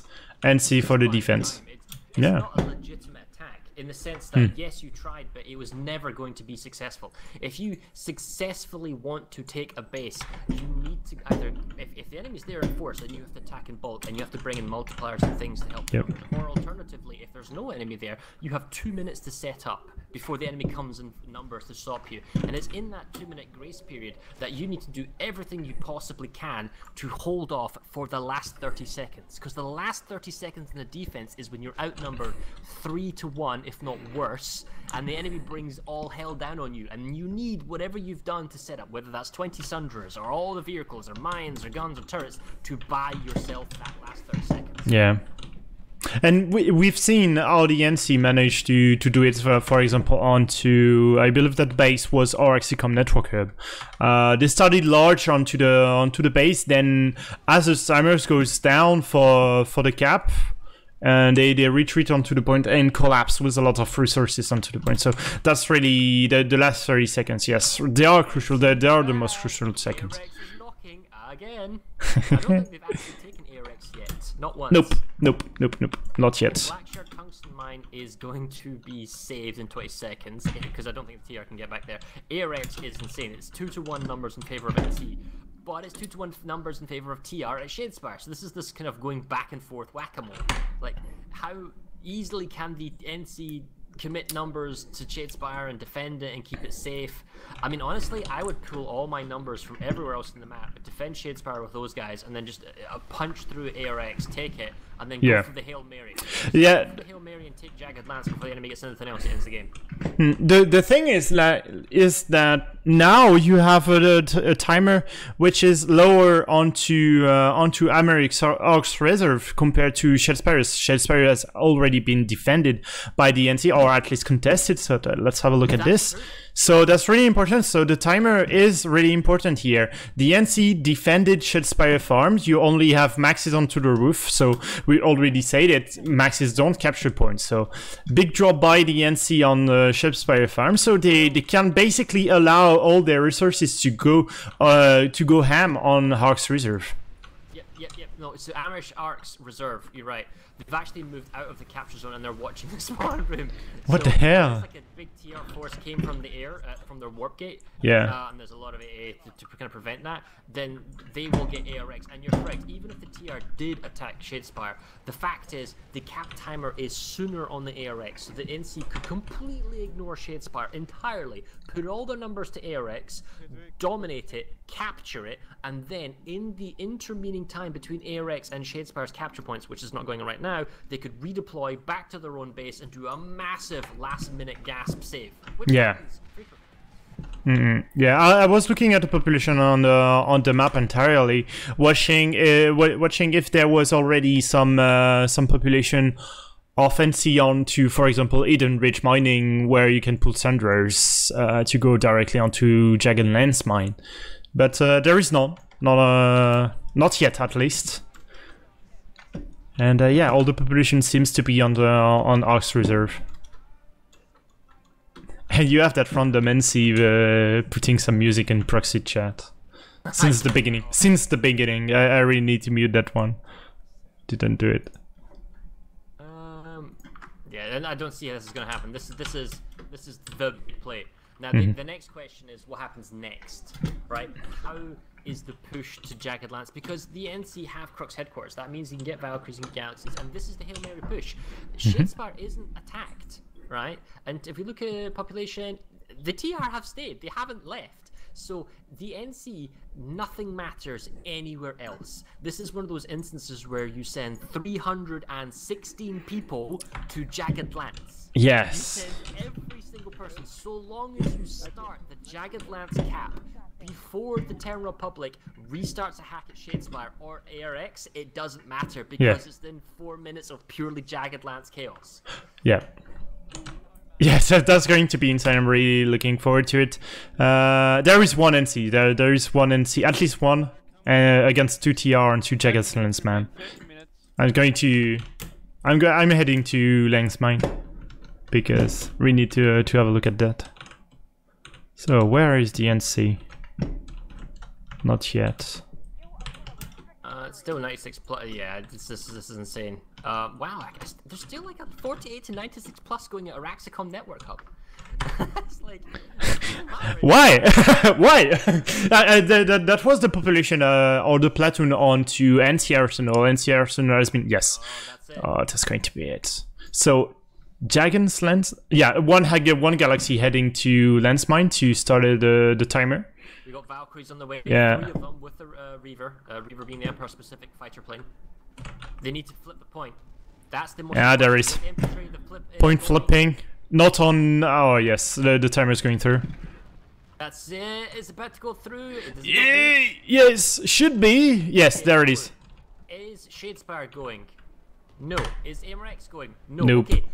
If you are the Force Commander of Team Blue, send everybody. Drop the population. You need to Gary Oldman this. Everyone! Right Yeah. now. Yeah, but that's also everyone from the side of TR pushing onto the point. Yeah. Yeah. And that's a lot of maxes. TR well prepared here. TR well prepared, but that's already 30 seconds into the timer, so that's less. That lets 30 seconds for the NC to prepare, so that can be a 2-time push by the NC, which is kind of awkward. Oh my goodness. Oh my god. But the Air Force, this is what I'm saying the advantage. Look at this, the Air Force is pounding this open capture point. Yeah. They are sending every vehicle they've got. They've got the Air Force bombing in. I don't see, this is why it's so hard to take. This is why you need to literally send everyone to make it work. Which the NC is not doing. They're keeping their fights at Raxcom. They're keeping their numbers at ARX. It's difficult to get there. It's not a simple process of moving populations. Oh yeah, that's really difficult to move all your PLs or your SL onto and the soldiers onto one base and timed that attack, because that you have always one squad or one platoon that doesn't really have the nanites to pull galaxies. And suddenly you're 10 seconds delayed. Yeah, how do you do it organized? Like, how do you get everyone there on time? You need to, like, there's so, but then again, there's so many TR here now out of position at Jagged Lance, trying to defend Jagged Lance. Yeah. especially all their vehicles and all their infrastructure, because this is basically a highly mechanized defender's army versus nothing but infantry dropping. Yeah, that's one gal dropping, two gals dropping, but always 12 infantry at the same time onto the point. So nothing really serious for the NC. They're just buying time, and by throwing all the bodies onto the point, they captured them. They are able to capture the point for a few seconds, but there is no really. That's not a really serious attempt. Bodies on the point. All these vehicles, if you get enough resist. I found Bob the medic. He's way up on the upper, looking down on the capture point. Tell you what, if they've got the high ground, which they do, they have the higher ground, they've got the beacons, they've got the capture point, dude, they're dumping the population. It's coming. The pain train's here. Oh, look at Hidden Ridge mining. Look at Hidden Ridge mining. You have one Thunder which should be close enough to Jagged Lens Mine. So all the bodies that died onto Jagged Lens Mine can redeploy onto Hidden Ridge, which allow the NC to pull Thunderers. No, what's happened is the NC have hacked the vehicle terminal. Yep. The NC have hacked the vehicle. Oh, and it's a large one as well. They can get Vanguards. Mm-hmm. No, they can't. I'm not seeing Vanguards. If they could pull Vanguards, I'm sure they would have done it by now. Yeah, but this is another element that sometimes is missed when it comes to Smash. Is you destroy the vehicle terminal in the base behind you that you're not using. Now, I appreciate the Jagged Lance defense wasn't quite there, but if you had destroyed the vehicle terminal at Hidden Ridge Mining, the attackers, the NC, would not be able to capture it. They would not be able to repair it. So we're going to have a little armored convoy coming in from the NC, and that's going to help immeasurably when it comes to breaking the siege of the capture point. Yes. 20 to the end of the game. Yeah, but the push, the armor push is really scattered around all the way on the route. But yeah. Sunderers with the right gun power, you've got some armor-piercing lightnings because that's all you can afford. They can't bring out larger tanks, and you've got a whole bunch coming in from behind. This will push the TR off the road, and then the TR back to Warp Gate and their spawn room on the other side of the road. Yeah, but I'm really concerned about the number of Sunderers because obviously there is a lot of Sunderers, but at some point it's not going to be enough with maybe the Prowlers that can sit onto the Warp Gates. The TR just don't have enough. TR have access to heavy main battle tanks, which is what we're looking at the Prowlers here, right? And they have access to the ammo tower, and they've got access to a proxy rep Sunder, kind of. But the NC just like they're collectively pulled together and they're forcing attack. And then while the vehicles of the TR are fighting the NC vehicles, there's just simply more infantry on the capture point firing rockets and all hell onto the TR. Populations are slightly in favor of NC. There's no point being anywhere else. Yes. Has everyone pulled everything? No, this Stone Ridge Reserve. Why? 1224. That's the platoon that has done really bad during this match, and they're just being punished. Go fight here on some random lanes. Don't be a part of the party here on Jagged Lens Mine. Well, this is the victory dance right now.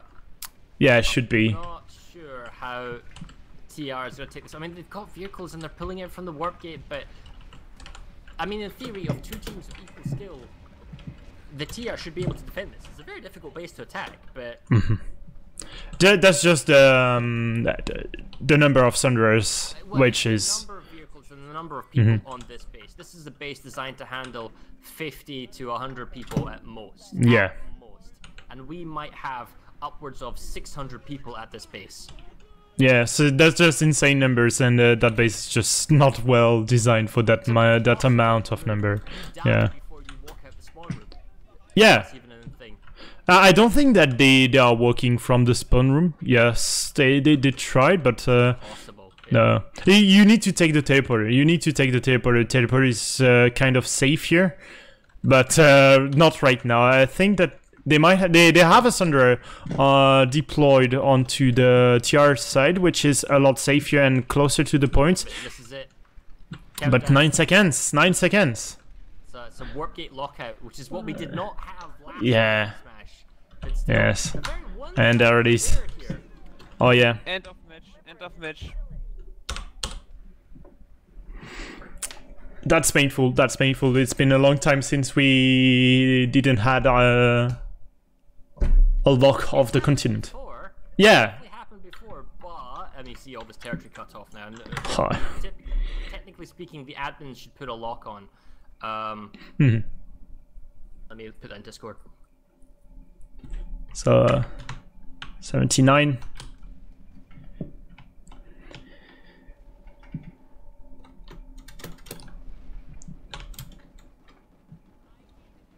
I've asked Realtor to freeze the map, but anyway, his score is 79-0.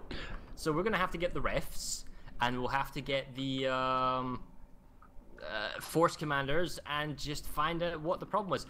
Did the red team have nothing but mixed language teams? Was there not a force command structure in place? Was the battle plans discovered by the blue team and then carried out? Was the blue team simply better at the job?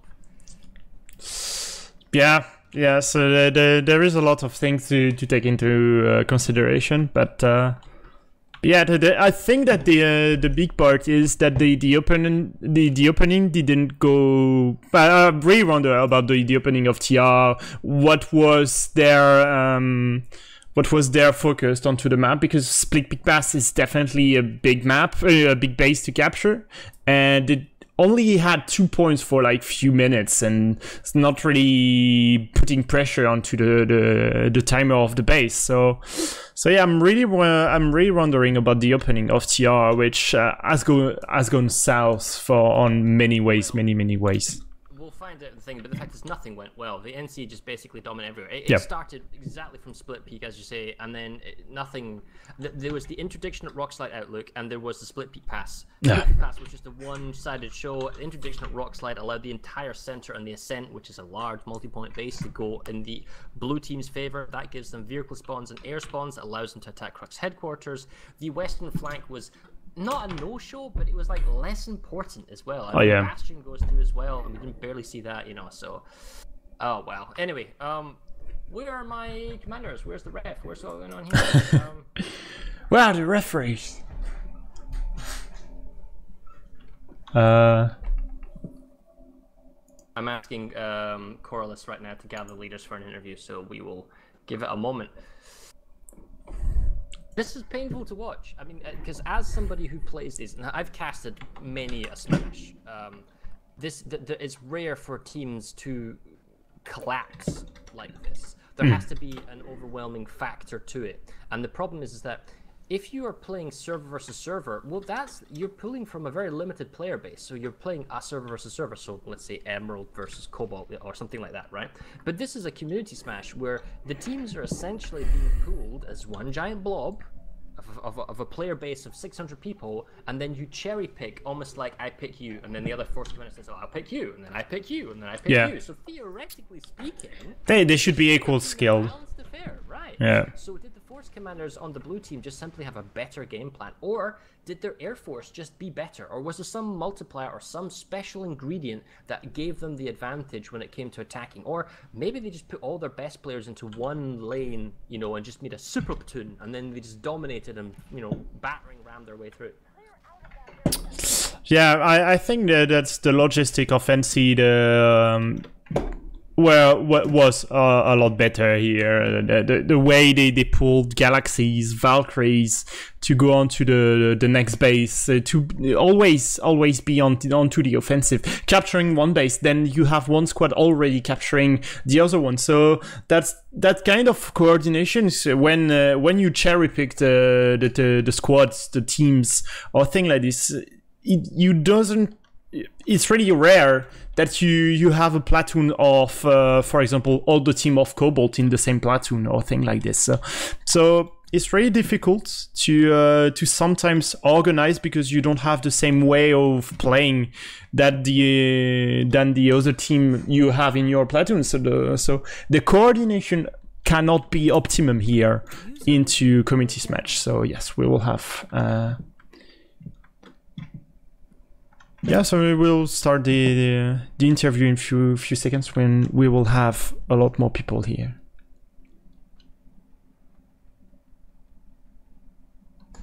Apparently it's a debrief. Oh. Apparently they're talking things over, and then wow, oh my god, FC corner. I bet they're celebrating. Yeah. Down here, Hello. probably. We can have the hair lead from whatever team. It's Team Red. E&A. How are you guys doing? That looked ouch. I'm not gonna lie. I'm really mad right now. Ooh. Okay. Give me 1 second.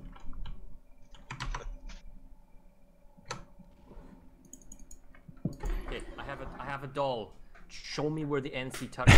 Everywhere. And can I point out where my red boys touched me too? So, what was the we don't have the other team here right now, right? But to tell our viewers, we saw what was going on. We speculated what the issue was. What was the overreaching element? Because the numbers didn't have a huge influence. From what we tell, it was like in terms of pure numbers, it was like 316 versus 308. What do you feel was the issue? Where were you having difficulties in this game? Well, we had 2 squads go rogue, confirmed. We're still picking up more. So we had 2 squads that stopped listening to orders and they just went wherever they felt like going. Which was a massive issue because they were kind of people that we were looking to kind of be, I don't want to say a crutch, but being able to lean on. In addition, it felt like we weren't able to win any of our 50 fights when we were fighting. I know Jukok was doing a really good job of rotating population to force us kind of on our toes to try to fight that. But even when we would try to counter-rotate, it was taking so long. I'd give out an order to move. 2 minutes later, people would start moving. Moved to your channel. And, you know, you obviously can't move that slow. Especially when you have an experienced FC like Jukok, and you do have experienced players on the other team that you do have to fight against. Unfortunately, you know, I'm not a guy who likes to point out and go, you know, man, people weren't, you know, darn the guys on my team, they didn't do good enough. But, you know, we had a solid strategy at the beginning, and we couldn't win any of our fights. We couldn't win anything. Was it, so it was like squads going rogue, not moving quick enough between lanes and orders that were given out? Was there an Air Force problem? Was there a logistics type problem like that? Or was it just purely, as you say? The Air Force seemed to be doing the best they could. I mean, they were having a really hard time because they were just getting smacked around. In addition, the Air Force was trying to mitigate people not moving fast enough by clearing a path for them. Overall, the Air Force didn't get a focus on what we wanted them to. They had to stop and focus more on all this other stuff. So unfortunately, with just the slow movement and really the rogue squadrons, we couldn't pick it back up. And near the end, we tried to rally, but by then we already had people log off, and we were down about, I think Relpor said, about 2 squads near the very end of that, where we were really trying to rally and make a concentrated effort. Oh, 1 sec.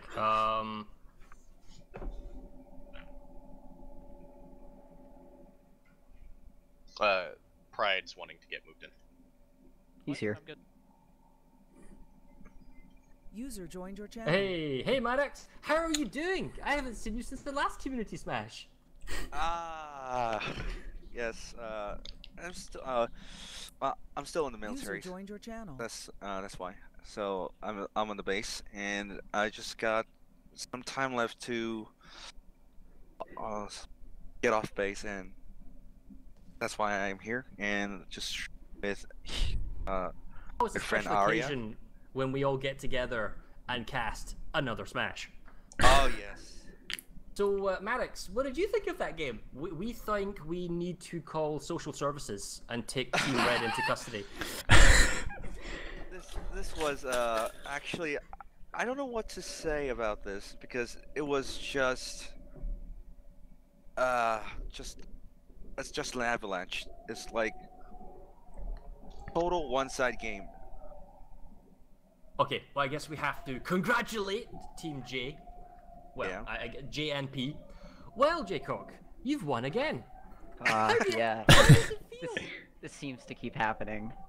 How does it feel? Is there some sort of... I feel dirty.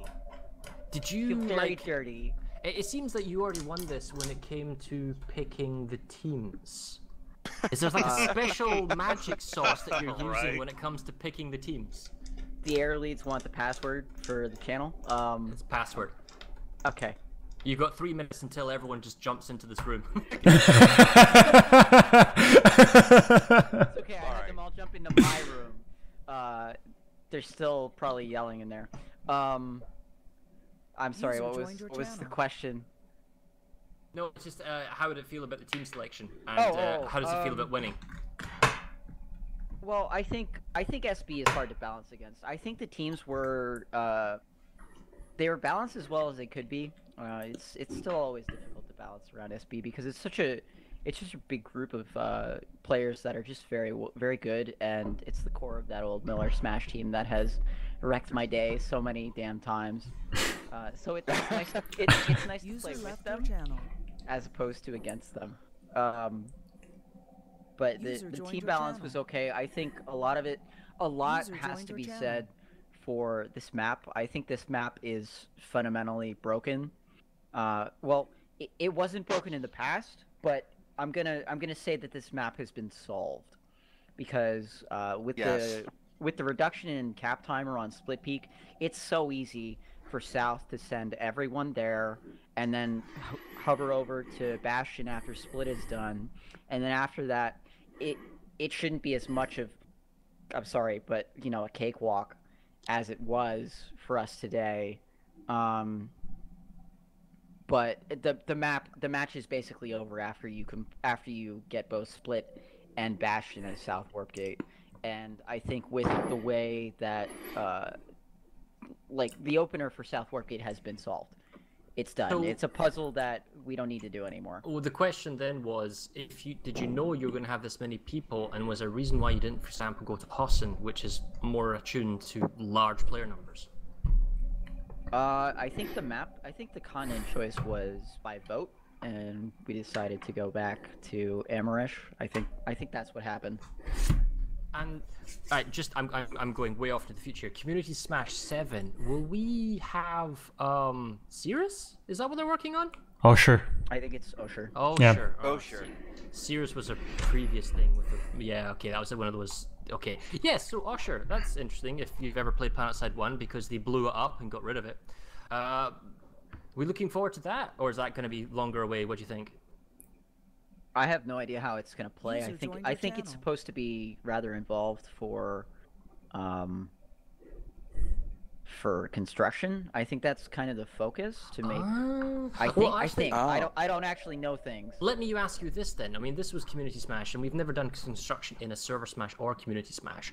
But is that something that you think may be interesting, make a difference in this game mode? Could you see that as a play? Yeah.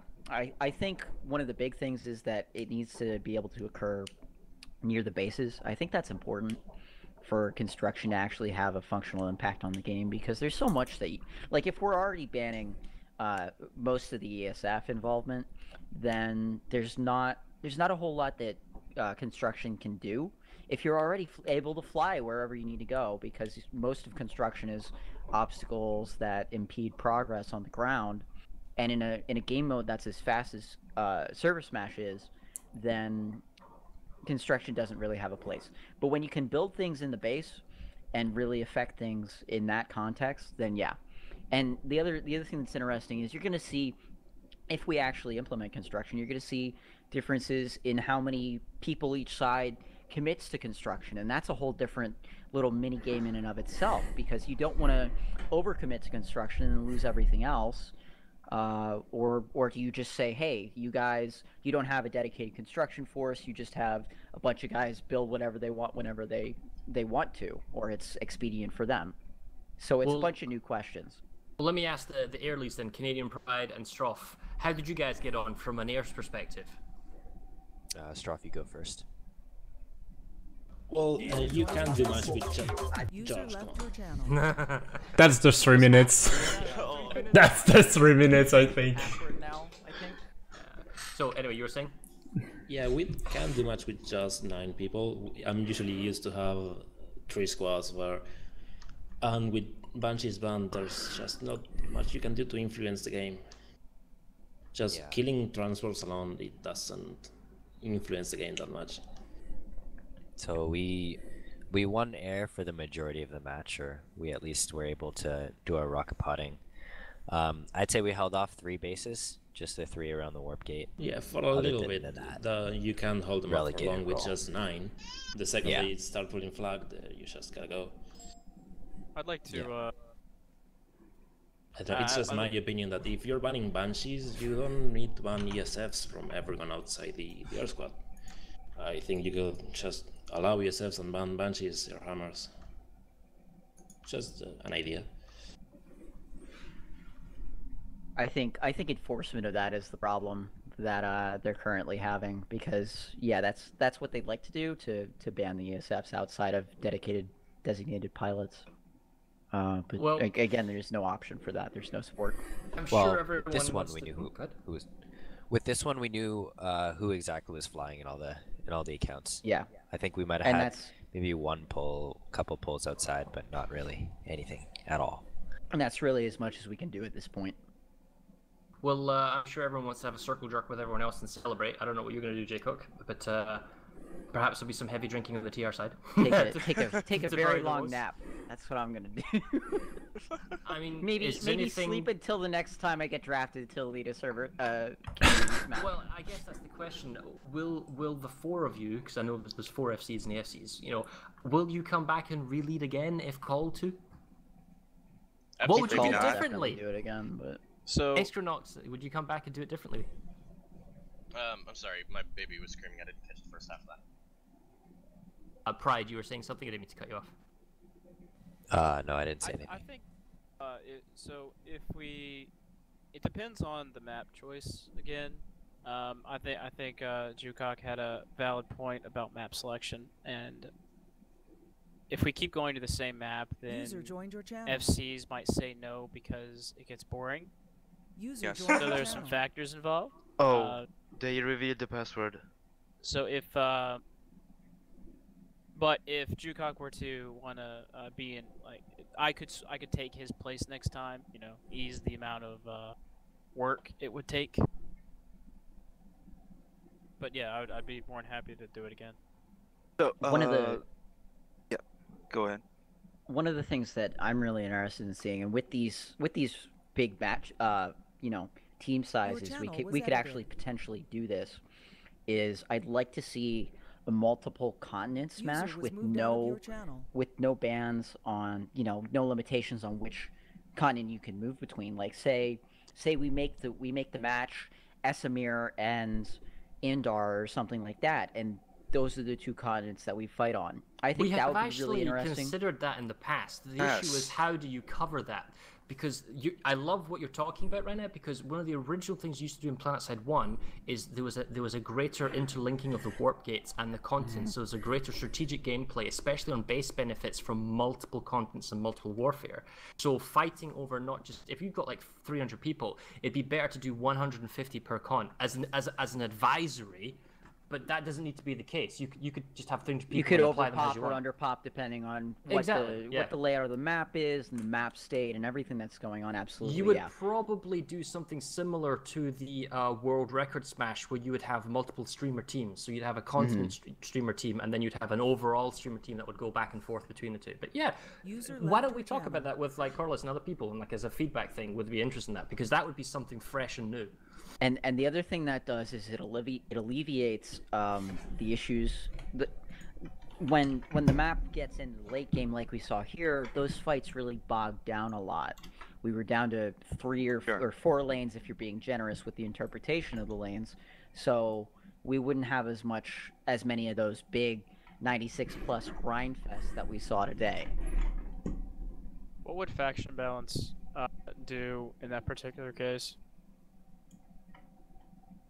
Well, so it's not like you can throw 180 people on one continent and have the other team only have like 120. At least I don't think so, because the faction queue would be a problem. I think that's a decent limiter, though. I think you just leave it the way it is, because you're gonna there's a significant disparity that you can have between the 2 factions. So I don't know how the numbers work offhand, but I think that it would work. And that allows you to commit more or less depending on how you're doing on one continent versus the other. I think it also creates more choices for the FCs and the PLs. So here's kind of a final question for you, because this interview could go on for days. You can always just sit and dissect. Yes. But see the force structure that you guys had. You had force commanders. Did you have platoon leaders for every lane, or how did you work? Or was it like blocks of guys? We had 7 POs. I had 7 platoons, and then I had a little air group and some farmers under me. So the question is then, sorry, I don't mean to interject here. No, but go ahead. The platoon leaders themselves, right? How much, how much in advance did you know this is our team? I mean, I understand you can't understand all the individual player right down to the privates level, but surely the platoon leader, the squad leader, like how much prep time did they have to work together and figure out a plan? Because what I'm guessing is that if I am, like, say, Innie, right? Because that's what I am. I am Innie, although I never really play because I'm doing this. How much time do I have to work with my platoon leader so we get to know each other? Like, say you were my platoon leader, Jaycock, and then we might have completely different play styles. So what I guess what I'm asking is, like, did they have like a day? Did they have like a minute? You know, how much time did you guys kind of set aside for them to get to know each other and try and figure each other's kind of play way they go about stuff? I think for us, we mostly just showed up and went with it. I think that was what we did. Some of the guys may have gotten together and had a bit of playtime themselves, but we didn't really organize anything for the whole team or anything like that. It was kind of a show up, and I think mixing play styles is important too. Like for your squad leads are gonna have different perspectives than the PL, and I think it's important to mix those together. Really get all, because you have some guys who are better at vehicles, and you want that mix, especially on lanes like Soltech charging and Deserted Mineshaft.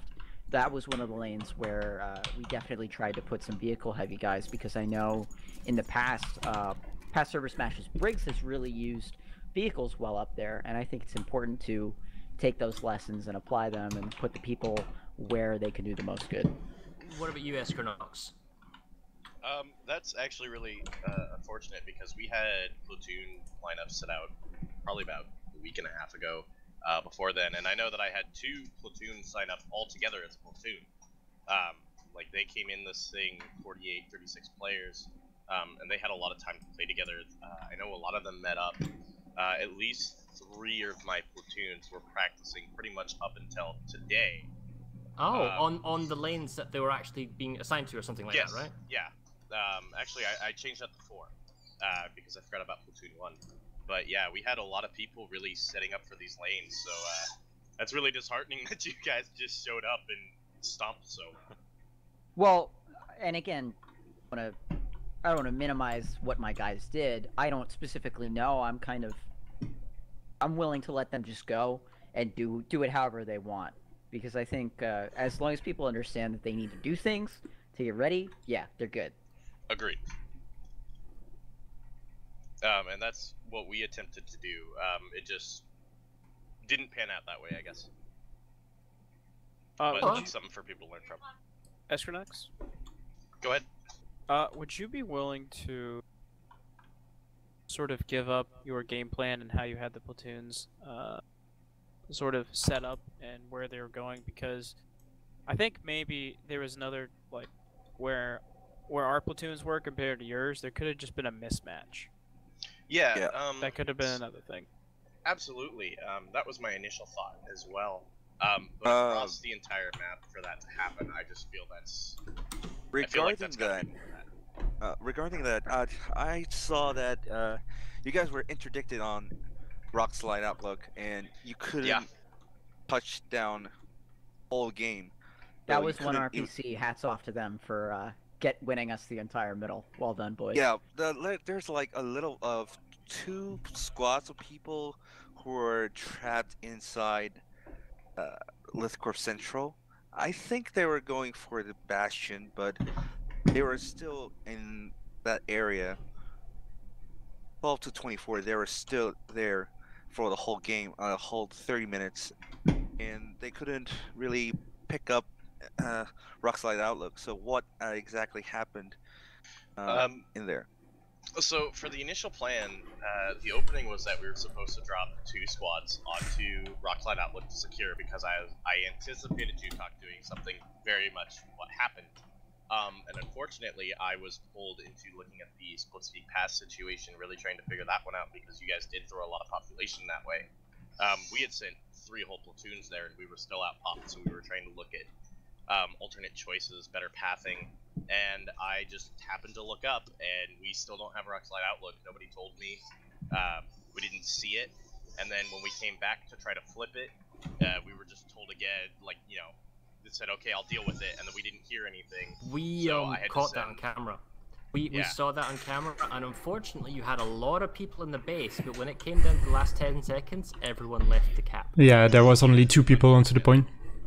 So, basic base discipline, when it comes to base caps, fall back on the point, and everyone left assuming it was done. And then like 10 guys from NC came in and stole it.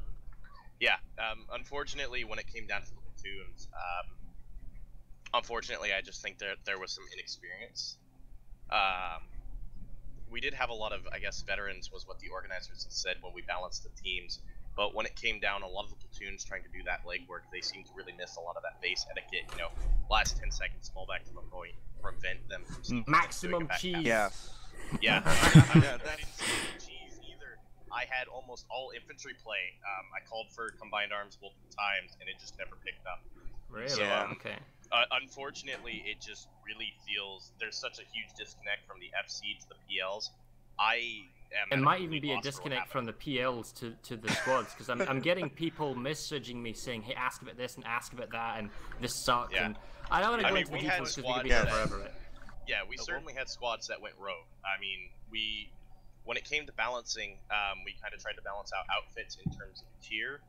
And I won't list any names, of course, but there were certain outfits that we balanced against others to try to make it even, and ours went rogue and decided that they wanted to farm. So they weren't where we needed them doing the fight, you know, really picking up a lot of those points. So you thought they went to farm? Oh, okay, fair enough. Well, I mean, as I say, this we could go for here forever. I'm gonna end my stream. So is there anything that you guys just want to say to each other or say to the viewers or anything like that, and then I can head off? Good match. Hope to see you guys again. Yeah. Yeah, it was well fought, and things did not go well for you guys in the beginning, but you made it a slog. You moved well around between those 4 when we had that 4-lane kind of standoff.